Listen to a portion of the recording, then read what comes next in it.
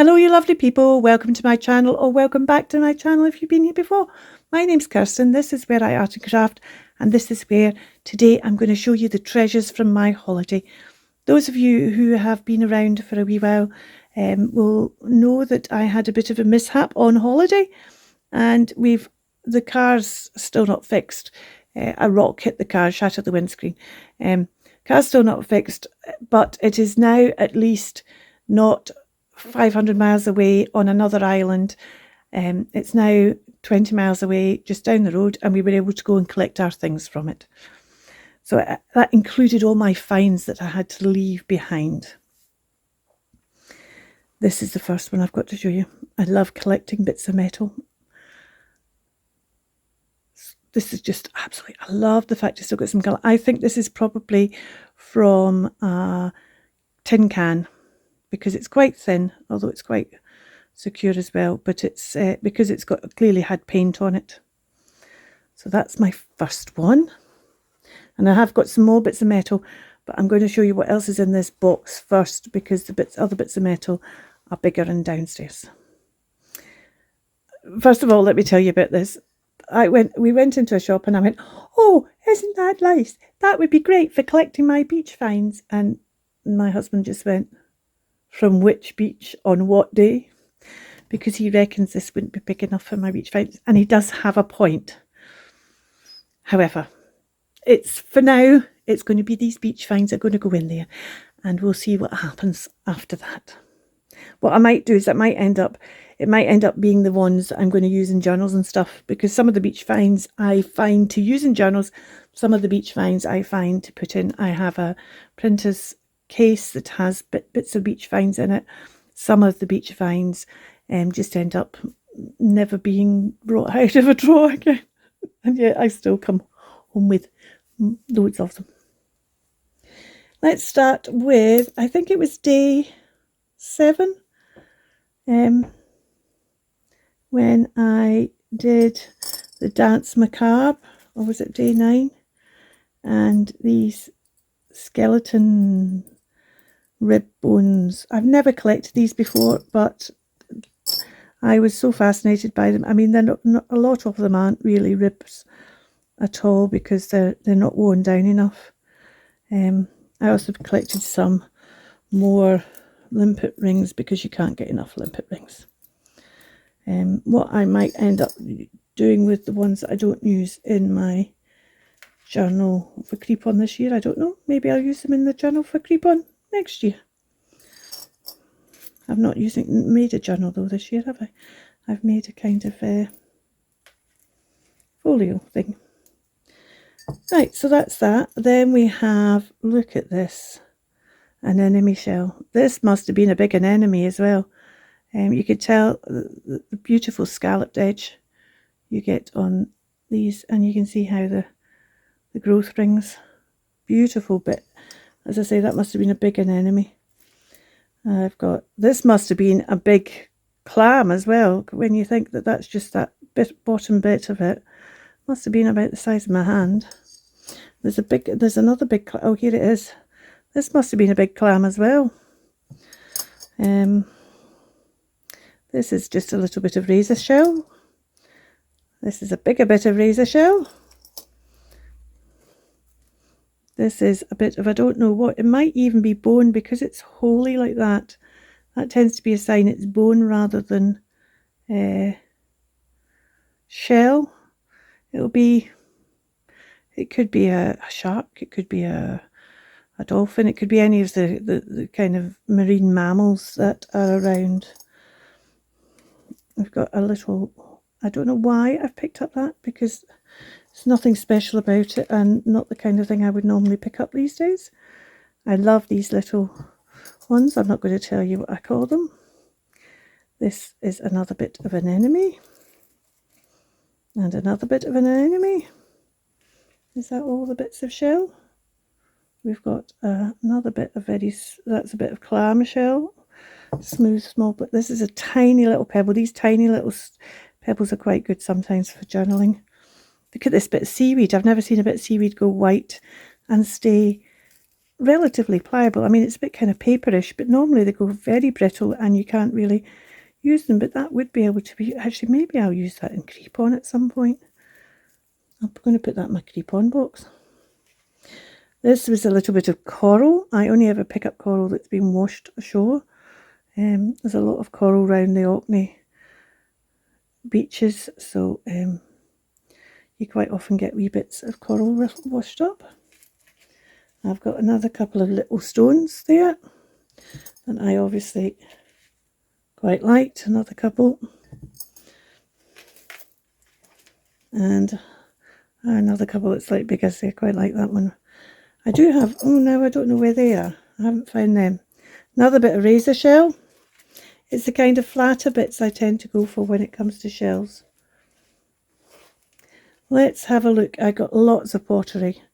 There's a lot of this stoneware which was used for both this kind of thing and also for bottles. A lot of that this year. I've never picked up so much of it as I did this year. I was on a different beach, and I think that's maybe why the different beach, maybe. There's another bit there. I've got this bit which is beautifully worn, but actually a relatively modern bit of pottery, so I'm not quite sure how it's got so worn so quickly. These bits are just beautiful white pottery from, this will be in quite a long time ago, but these are both bits of pottery. Look how worn that one is. This is a beautiful bit with a lovely bit of green on. That'll make a lovely dangle on a bracelet or something. That's another bit of worn white. As I say, there was lots of bits of worn white as well. Oh, there's another couple of bits. Oh, there's a wee bit of mother of pearl on that bit. That's quite a good rib bone, that one.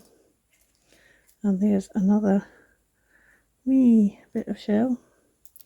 We're not onto that yet, Kirsten. Put that back. There's another bit of that. There's another stone. And another couple of stones.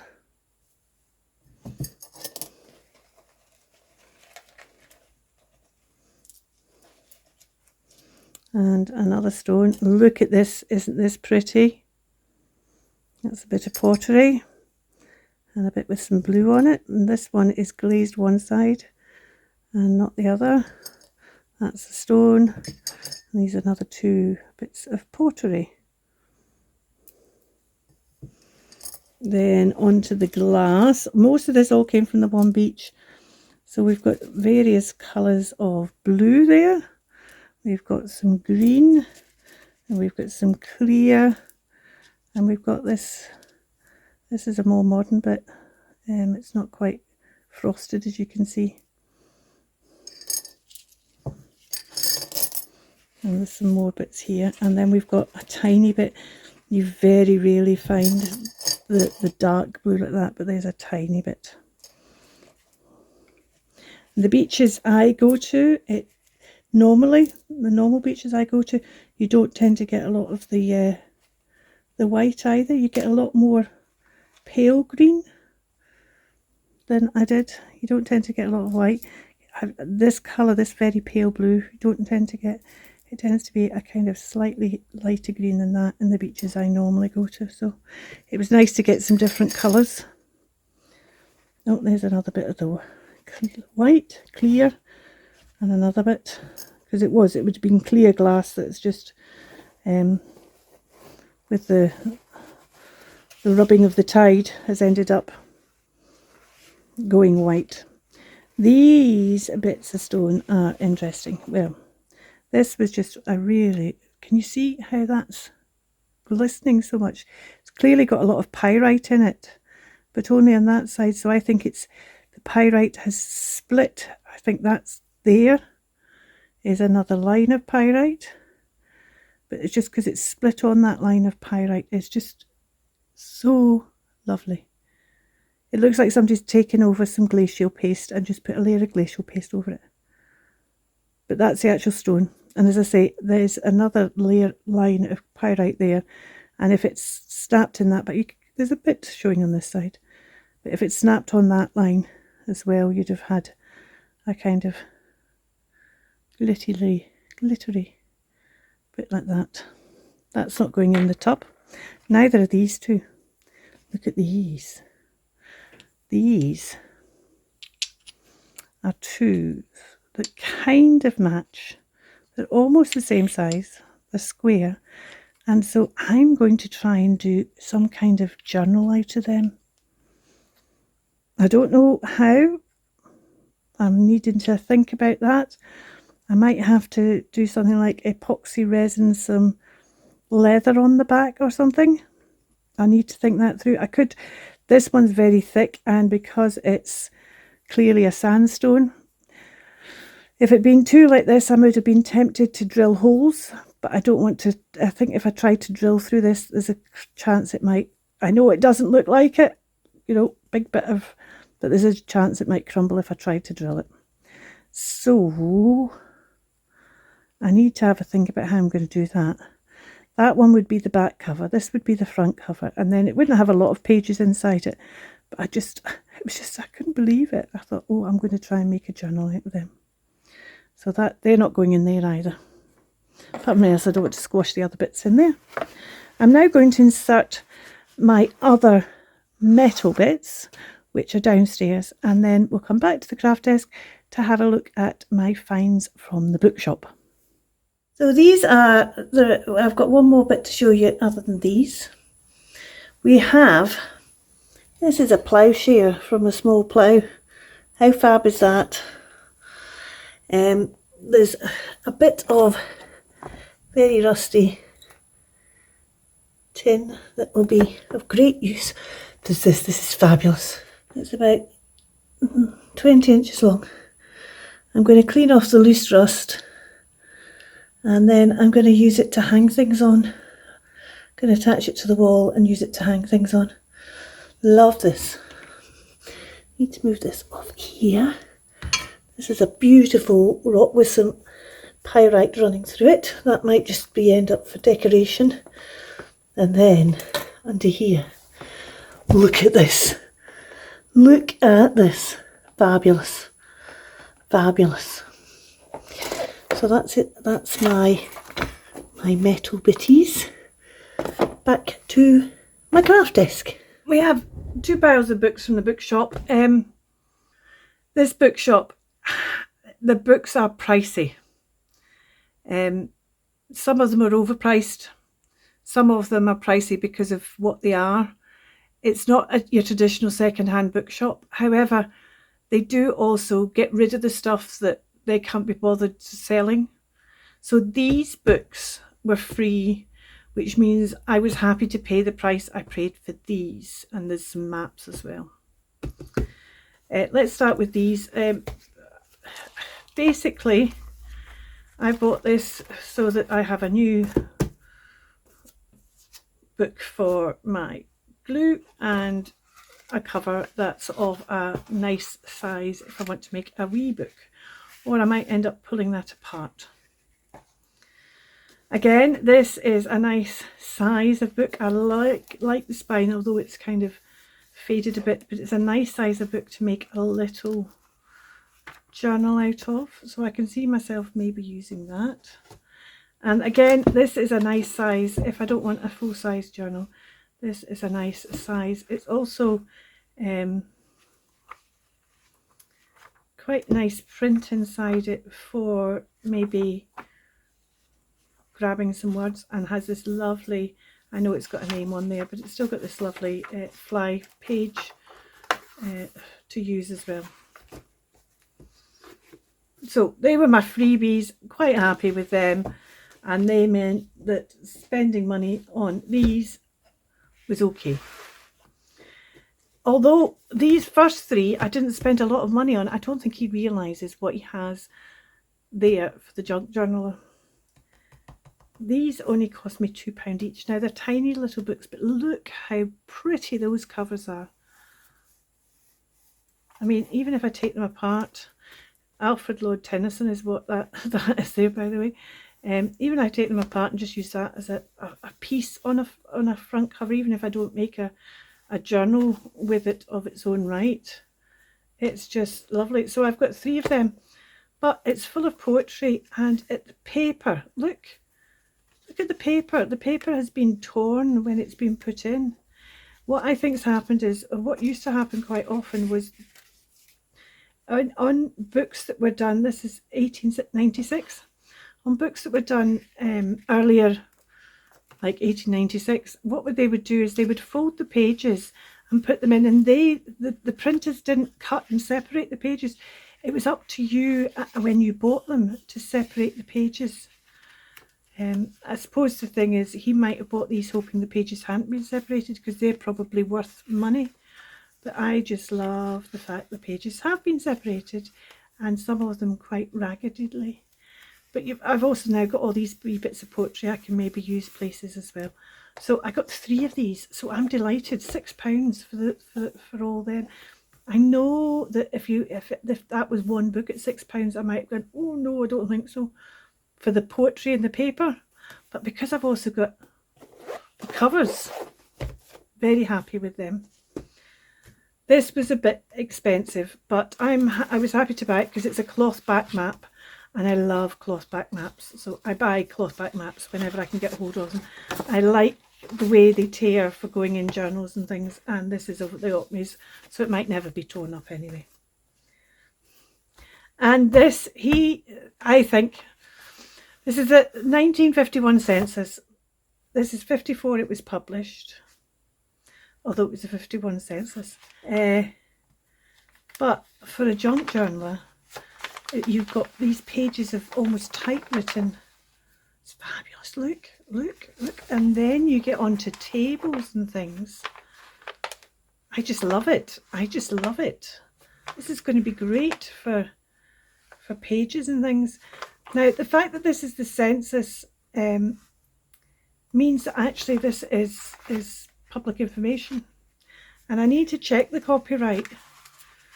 But I think because it's public information, even though this is in the printed form, I can still scan this and make it available to you. That, you see, table that way, means you can actually fold that and have a journal page with that. Love it. And this only cost me £2.50. But fabulous. You've got, as I say, you've got these type pages, and then you've got the other stuff. No, oh, I need to show you my maps, and it's just some fabulous bits of map, big bits of map. I mean, really big bits of map, full-size map sheets.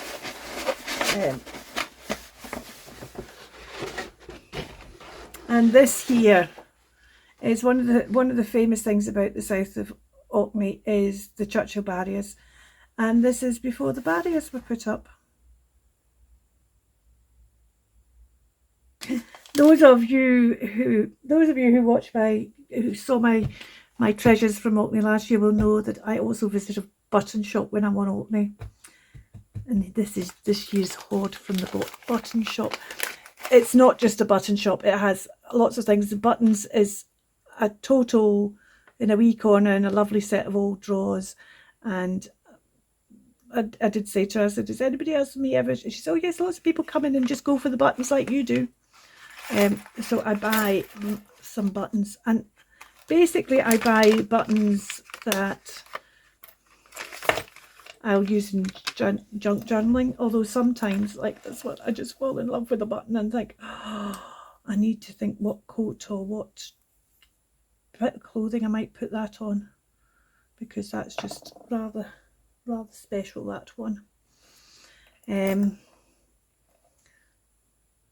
this one.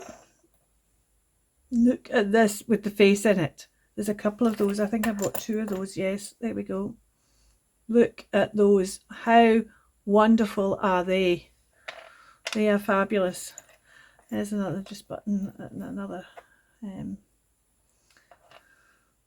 and one with a star. They're kind of, these are shell buttons, but this one has a kind of bit of an engraving on it that I kind of liked. And I always buy some of these. She has these little buttons which are really quite sweet. I usually buy a couple of those in colours I'm interested in. These wee tubes of paint I hadn't seen before. They're cute. This is a wee pottery button that's kind of got some kind of iridescent glaze on it. This is another pottery button. Got some embossing on it and then been coloured. We've got these two nice abalone buttons. This wee metal button I really like. I buy these buttons every year as well because they're just such a nice shape, and I just like the fact that it's more abalone buttons. Here's another one of these shell buttons that's got some engraving on it. Can you see that? I don't know if you can see that engraving on there. That one's easy to see, that one's slightly more difficult to see. I like this metal toggle. She only had one of them, unfortunately, but I think that'll make a great fastening for a journal. Put your thread through it and round, and then you just put that through. Liked this. I bought this thinking I could send it to somebody, and then I thought that's silly, but I got it anyway. A star shell button and a star pottery button. This is a beautiful metal button, just very plain but gorgeous, gorgeous. And then these two are coconut shell buttons that have got enamel fronts. So that's my button hoard for this year. I'm going to put these away. I think that's everything then. I don't think there was anything else exciting that I bought. Well, there's other things exciting I bought, but I don't think there was anything else exciting I bought for crafting. Don't think there was anything else I bought for crafting at all this year, actually.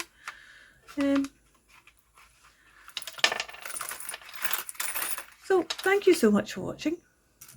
You take care, and we will see you soon for the next thing that won't be my treasures from Orkney. It'll be something else. It'll be me making something, maybe making something with one of my treasures from Orkney. That would be an idea, wouldn't it? Until then, you take care. Keep crafting. Bye for now.